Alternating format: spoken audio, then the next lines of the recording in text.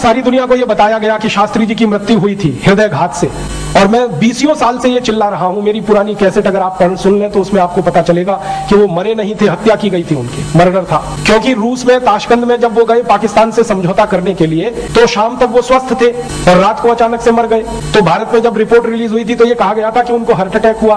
Heart attack उनको हो नहीं सकता क्योंकि बीपी उनका नॉर्मल था, शुगर उनको थी नहीं, ब्लड प्रेशर उनको था नहीं, हाइपरटेंशन था नहीं, हाइपोटेंशन था नहीं, शुगर थी नहीं, अटैक हो ही नहीं सकता। कोलेस्ट्रॉल नॉर्मल था, ट्राइग्लिसराइड नॉर्मल थे। जब वो गए थे तो उस समय उनके सारे चेकअप हुए थे, उसकी रिपोर्ट दिल्ली में दर्ज है, वो सब मैंने देखी है। वहां तो ये हुआ था कि रात में जब उन्होंने बातचीत पूरी की पाकिस्तान के साथ, तो उनका एक रसोइया उनके साथ रहता था हमेशा, जिसको वो साथ लेके जाते थे, और उनका नियम था कि किसी दूसरे के हाथ का बना हुआ खाना नहीं खाते थे, वो रसोइये के हाथ का ही खाते थे।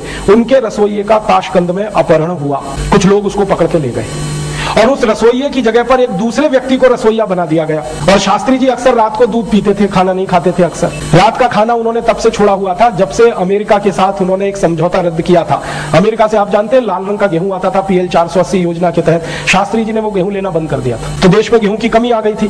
तो देश के लोगों को शास्त्री जी ने अपील की थी कि गेहूं की कमी है और मैं अपमानजनक शर्तों पर अमेरिका से गेहूं नहीं ले सकता, तो सारा देश मेरी मदद करे। सप्ताह में एक दिन लोग व्रत करें, उपवास करें। तो भारत के करोड़ों लोगों ने सोमवार को व्रत रखना शुरू कर दिया था। ऐसे थे शास्त्री जी।